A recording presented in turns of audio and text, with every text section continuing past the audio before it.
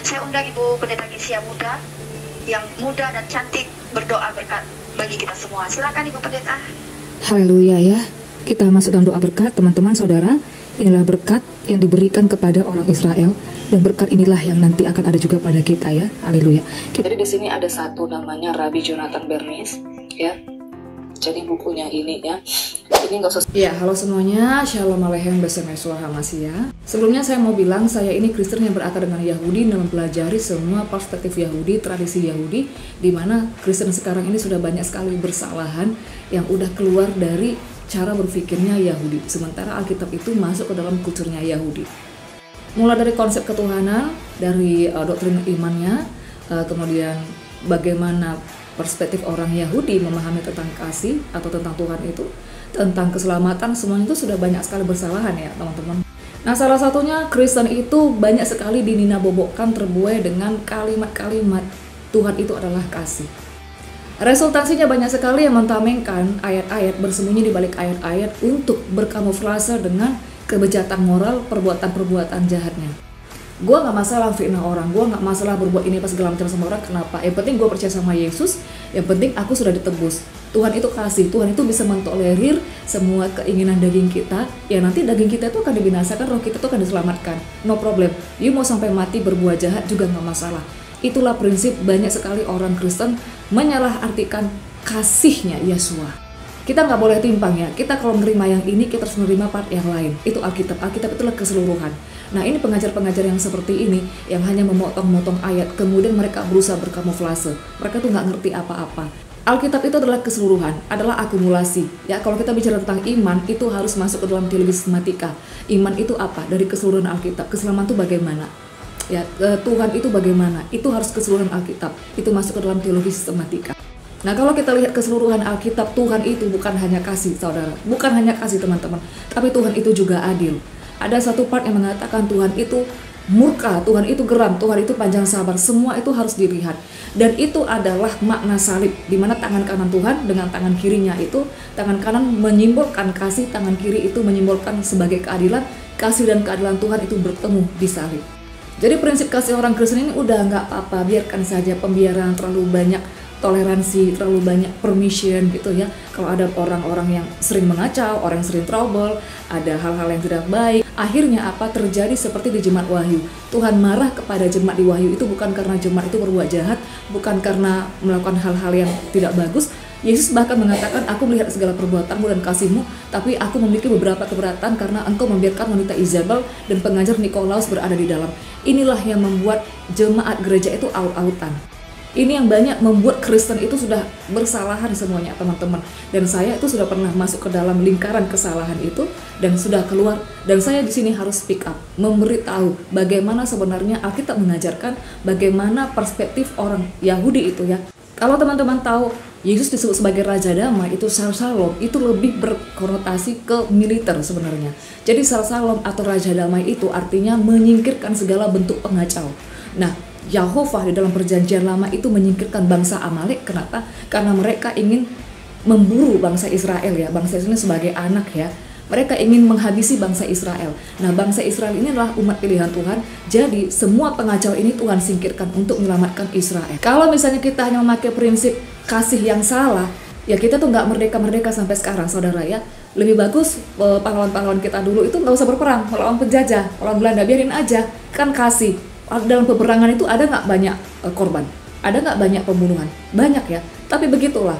Ini adalah paradoks di dalam Yudaisme ya. Bahwa kadang untuk mencapai satu kedamaian itu harus melewati pertikaian. Untuk mencapai suatu ketenangan kedamaian itu harus melalui peperangan dulu. Makanya kita semua ini bisa merdeka. Kenapa? Karena ada perjuangan pahlawan. Kalau memakai prinsip kasih yang keblinger, kita tuh nggak merdeka-merdeka. Udah dibiarkan aja dijajah. Ada maling masuk rumah, dia mau ngabisin anak kita, udah belai-belai aja malingnya. Dalam perspektif Yahudi teman-teman itu ada dua yang merusak spiritual manusia.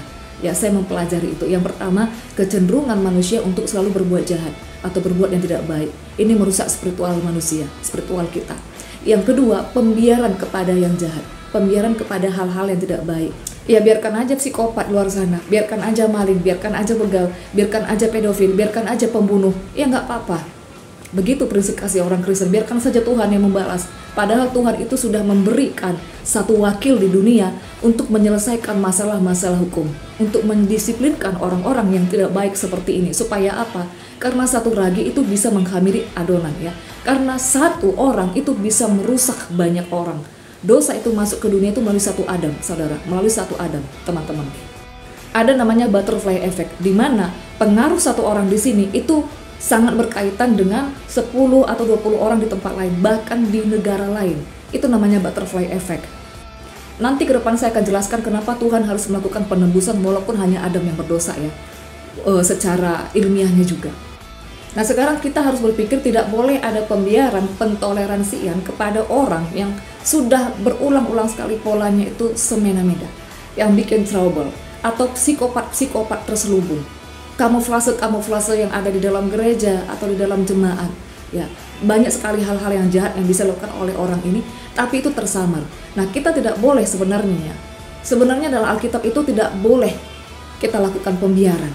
Kita tuh sebenarnya punya tugas, kita punya otoritas ya. Makanya kenapa banyak yang kacau, kenapa banyak yang pecah, karena kita nggak mengerti prinsip ini teman-teman. Kita terlalu enjoy, udah biarkan saja gitu. Kenapa? Karena kita tidak merasa bahwa kita itu semua satu tubuh. Karena ini cara berpikir orang Yahudi ya. Orang Yahudi itu merasa bahwa orang-orang Yahudi lain itu semua satu tubuh. Jadi ketika misalnya ada yang mengalami kesusahan, mereka tuh harus berempati. Kalau misalnya ada yang dikacaukan, mereka itu bertindak. Begitu harus. Teman-teman, ini sudah mau 2025. Apa yang mau Anda harapkan? Keadaan dunia semakin baik? No, salah. Wabah penyakit, angka perceraian semakin tinggi, krisis ekonomi, LGB yang semakin marak, ya. COVID kemarin itu hanya simulasi, kedepannya akan lebih banyak lagi hal-hal yang tidak baik. Kalau begitu Alkitab nggak tergenapi. Alkitab sudah bilang ya, jahat itu akan semakin jahat. Begitu. Jadi sekarang ini masa-masa nggak ada lagi kita nggak enak dengan seorang, kita harus tidak ada yang seperti itu. Kamus kita sekarang ya, kita bertanggung jawab dengan kesehatan mental kita masing-masing, kita bertanggung jawab dengan keluarga kita masing-masing. Kalau sudah keluarga kita yang disinggung atau sudah terlalu banyak hal-hal fitnahan yang semena-mena, itu saya akan hajar gitu ya. Jadi nggak ada lagi cerita-cerita yang seperti itu sekarang. Kenapa? Karena kalau orang-orang baik itu banyak diam, orang-orang baik itu banyak membiarkan, yang jahat orang-orang tidak waras itu semakin mempublis diri. Sebenarnya di sekitar kita dan nanti itu akan lebih banyak orang yang mengalami gangguan kejiwaan. Ada yang kelihatan, ada yang nggak kelihatan. Itu harus bisa diidentifikasi. Jadi sebenarnya di sini salah satunya tujuan saya adalah untuk membawa audiens melihat dari perspektif psikologi. Nanti terakhir saya kasih gambaran. Jadi di sini saya bukan untuk menanggapi dulu, tapi memberi gambaran dulu. Satu persatu kita buka ya silakan ya. Seharusnya kalau orang yang waras itu bisa menganalisa dengan cepat. Berarti kakak satu aliran sama Mikana ya kak ya? Enggak. Orang dia abu-abu. Dia Wanes. Siapa bilang Wanes? Emang kau pikir kalau nongkrong-nongkrong di Wanes terus udah pasti Wanes? Si cewek akun BO itu aja, aplikasi micet itu aja.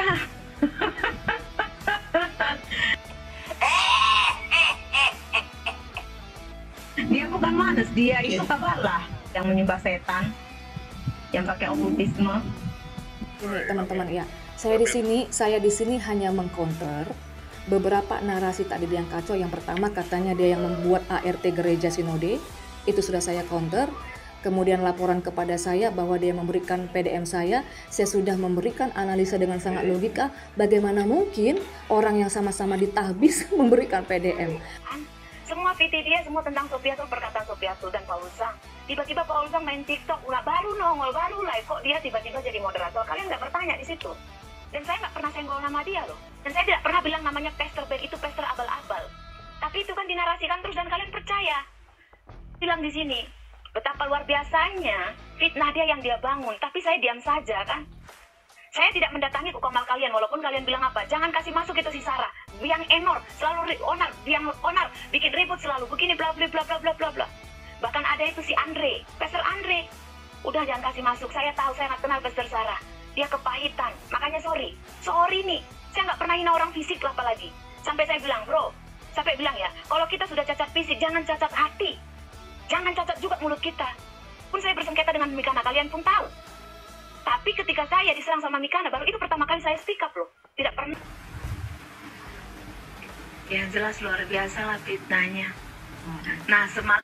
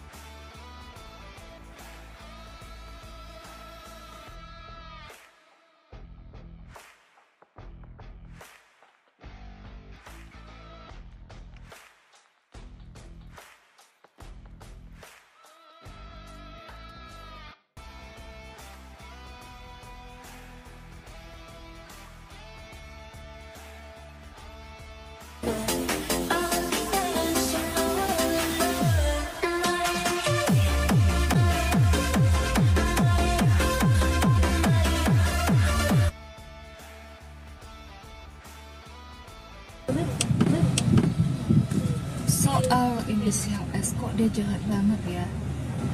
Yang S yang mana ya, brother? Cewek. Oh, kalau itu nggak usah ditanya lagi, brother. Kalau itu habis kata-kata kita untuk dia. Aku pernah lihat dia serang perempuan, dituduh macam-macam itu cewek. Padahal itu cewek, iya, padahal itu cewek nggak tahu apa. Iya, dari dulu seperti itu. Yang normal, orang yang normal itu nggak ada yang pernah betah. Kalau ada yang bisa tahan sama dia, karena ada satu kepentingan. Iya, testimoni ini sangat betul sekali.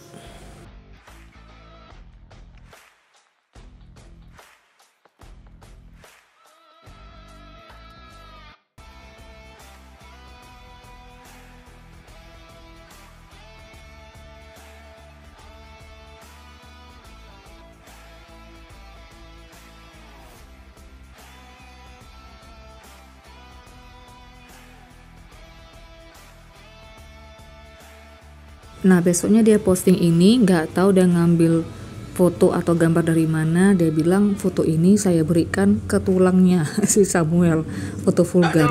Oke. Kalau gua jujur langsung sama lu pada, gua bukan honest, tapi gua di sini gua belajar sama gua.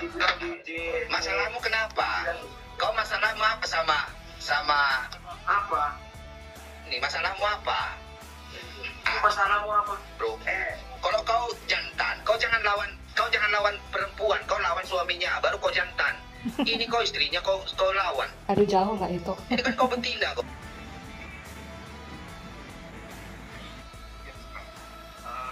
Oke.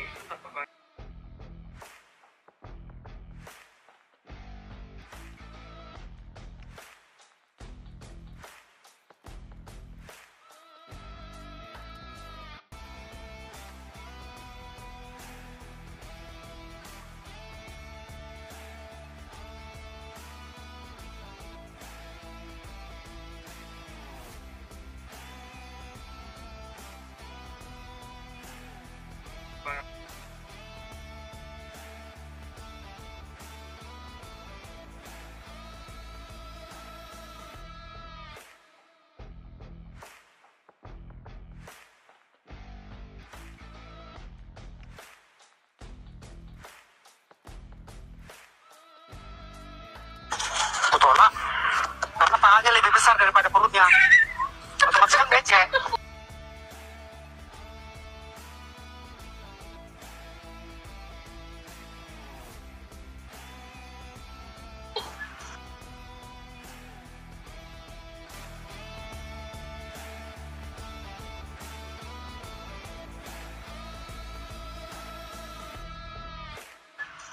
normal beta.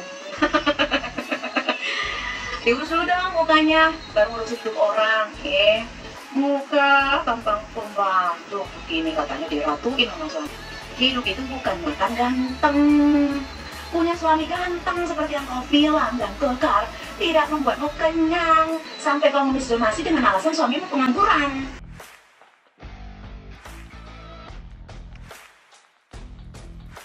Aleh, besarnya suami ya. Shalom itu aku semua, shalom ibu Miss.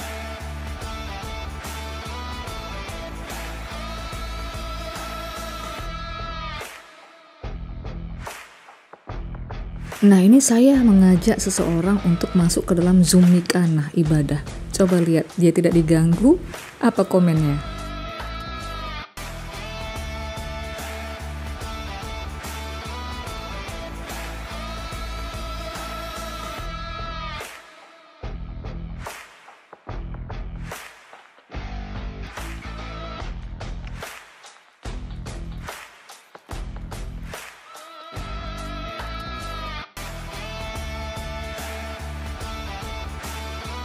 Oh, ya saya kasih tahu ya. Pria pun butuh titik apa? Kenyamanan. Dia harus mendapatkan itu. Ya, istilahnya dalam tanda kutip dinina bobokkan dalam tanda kutip. Egonya diberi makan, capaiannya itu diapresiasi. Pria itu di luar itu ya capek menghadapi berbagai masalah. Dia di Banyak rumah istri dia yang lupa hal-hal seperti itu. Dengar semua teman-teman. Kalau saya gini. Mancing saya gitu ceritanya. Itulah ada si Balvin, ada sini. Oh iya Bu, saya gituin aja. Masuklah dia di grup gitu kan. Ternyata baru hari pertama udah nyerang langsung menggurui, berkhotbah dia di situ. Saya saja di situ nggak pernah yang membuat khotbah di grup, karena grup WhatsApp itu cuman hanya untuk pengumuman kalau ada kelas pengajaran kapan kan gitu.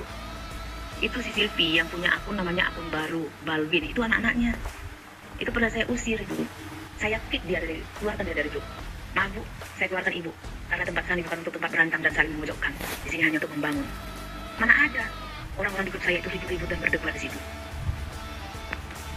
Pak Raden kalian bisa tanya yang Black Raden. Itu salah satu murid online kami. Mahasiswa online kami di sekolah. Tapi kita kalau pengajar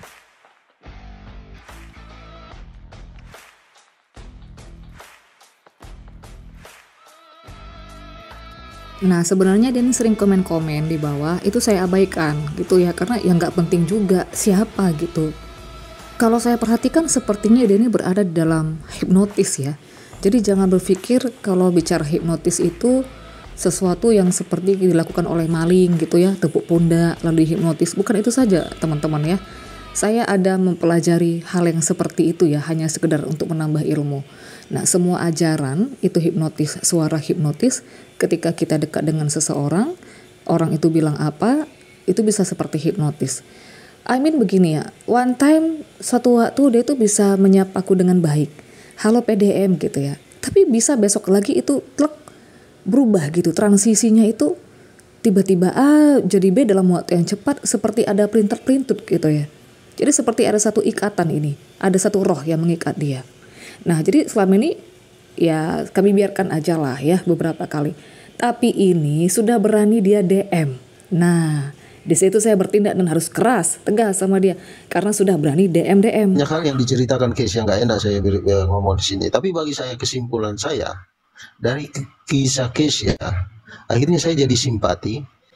Dan terus terang ya, saya benci para pecundang-pecundang lelaki yang memanfaatkan agama. Itu yang paling saya benci. Makanya kenapa saya langsung klarifikasi ke si Samuel. Beberapa hari yang lalu saya sudah coba diskusi. Akhirnya tadi saya diskusi. Jadi tetap dia, si Samuel itu tetap nyelak. Bagi saya sih sebenarnya case ini kalau dikatakan bukti, dia berani memperlihatkan video-video, chat-chat. Sementara Samuel hanya klaim. Well, teman-teman saudara ya. Kenapa aku begitu effort untuk membuat video ini ya, harus menunggu sampai berbulan-bulan ya, mengumpulkan bukti dan segala macam analisa, laporan-laporan dari belakang supaya kita terlatih menjadi seorang yang profesional. Saya sangat mementingkan yang namanya itu pendidikan atau otak atau intelektual, bukan just packaging ya. Jadi seorang wanita itu juga harus cerdas. Makanya ketika saya ingin menguak satu kasus atau apa saja ketika berapologia ya, saya ini lebih mengedepankan intelektual. Walaupun kita harus capek melakukan ini, ada letak satisfaction ya, ada letak kepuasan. Kita sudah totalitas. Nah, masalah orang percaya atau tidak itu kembali kepada audiens. Itu sama kayak kita kalau nyanyi ya. Yang penting kita sudah totalitas, ada kepuasan. Masalah yang lain-lainnya itu terserah. Dan saya diajarkan seperti ini, dan ada teman saya yang bilang seperti ini ya. Kebenaran itu walaupun satu orang yang percaya, dia itu tetap kebenaran. Dan kita tidak tahu apa yang terjadi di depan. Waktu itu akan membuka semuanya. Yang kedua, saya ingin mengajak saudara semua itu bagaimana melihat satu kasus ya. Salomo itu ketika diperhadapkan dengan dua orang ibu, Salomo nggak tahu siapa yang sebenarnya ibunya nih. Pada saat itu nggak ada yang namanya tes DNA dan lain-lain, itu nggak ada. Lalu dengan hikmatnya Salomo bilang apa? Akhirnya ketahuan siapa yang benar. Nah, dalam mengamati satu kasus, saudara ya, ini dalam kehidupan sehari-hari mungkin bisa Anda terapkan. Mungkin kita nih nggak tahu dari yang dua ini siapa sih yang paling banyak berbohong. Yang nggak ada gading yang nggak retak. Tapi kan ada yang retaknya yang paling banyak. Ada yang paling sedikit. Kita kan nggak tahu. Yang pertama saya mau katakan kepada saudara, perhatikan track record seseorang. Track recordnya. Kalau misalnya hanya dengan 1-2 itu kita bermasalah ya, is okay lah ya, itu biasa aja, namanya manusia. Di luar perdebatan ya, bukan di dalam perdebatan, ini di luar perdebatan. Perhatikan YouTube-nya, terlalu banyak trouble dengan orang lain. Dari 1 itu bisa diperhatikan. Kedua, ada yang namanya habit atau pola yang dilakukan berulang-ulang. Itu karakter yang sulit untuk diubah. Nah, untuk memperhatikan pola ini, Anda harus konsisten, continue mengikuti seseorang ini. Yang ketiga, saudara kalau pernah lihat video saya sebelumnya itu ada membahas tentang hipnoterapi yang kepada teman-teman, hamba Tuhan terkhususnya pendeta, jangan kita stuck berkutat hanya di masalah teologi ya. Tapi kita juga harus masuk ke dalam psikologi. Gak bisa sembarangan kita katakan, oh gua konselor, gua ini seperti yang di sana ya, itu gak bisa. Itu harus ada beberapa poin yang dilihat untuk dianggap seseorang ini berkompetensi atau tidak. Ya teman-teman, saya itu pernah ikut webinar tentang pendekatan kepada ODGJ, orang dengan gangguan jiwa. Kemudian yang kedua, saya itu pernah mengikuti webinar basis statement analisa, di mana di sini mempelajari tentang gangguan-gangguan kepribadian atau gangguan kejiwaan. Banyak yang salah berpikir gangguan kepribadian ini orangnya harus yang di pinggir jalan sana teriak-teriak dengan baju compang-camping. No, di sekitar kita tuh sebenarnya banyak sekali orang-orang dengan gangguan kepribadian atau gangguan kejiwaan. Tetapi masalahnya sekarang banyak orang yang tidak dibekali ilmu sehingga sulit untuk mengidentifikasi orang-orang seperti ini.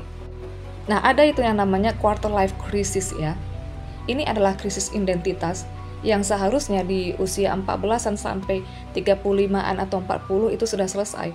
Tapi kalau ini belum selesai, di atas 40 seseorang itu bisa semakin jahat. Itu krisis identitas. Ada yang namanya mitomania. Semua orang itu mungkin pernah berbohong, tetapi yang namanya mitomania ini sudah gangguan kepribadian. Ya, mitomania ini adalah kebohongan yang dilakukan secara terus-menerus konsisten. Jadi udah kayak dapat bibir saja. Nah, itu jadi kebohongan yang benar-benar konsisten, continue. Dan itu sudah menjadi karakter. Nah, orang-orang seperti ini tuh sangat manipulatif. Walaupun kita memberikan banyak data, memberikan banyak bukti, walaupun itu sudah banyak saksi, ya, seperti yang si Ahab ini ya, seperti si Samuel ini, testimoni dari teman-teman atau leader bandnya juga bilang begitu. Sudah ada 4 saksi pun itu masih mengelak. Memang orang yang sangat manipulatif. Nah, kalau narcissistic personal disorder itu saya sudah pernah angkat. Banyak sekali orang yang akhirnya teredukasi baru tahu ya, ternyata ini yang namanya narcissistic personal disorder atau NPD. Nah, silakan dipelajari. Seorang NPD itu pun adalah seorang yang pembohong. Seorang yang begitu haus divalidasi. Bahkan kita itu kadang-kadang harus berpura-pura ikut masuk ke dalam dramanya. Seperti saya dulu. Mereka itu tidak tahu untuk apa, supaya kita bisa mencari info. Ya, supaya kita bisa mendapatkan bukti sebagai safety-nya kita. Why? Kenapa? Karena dengan adanya bukti saja, dengan adanya saksi saja, mereka itu bisa berdalih, mereka bisa bersilat lidah, mereka bisa memanipulasi orang, apalagi yang tidak ada bukti. Nah, di situ kita harus putar otak ya, adu mekanik lah. Narcissistic personal disorder itu adalah gangguan kepribadian. Mungkin dia tidak begitu kelihatan dengan mata. Nah, kenapa banyak orang yang lengah?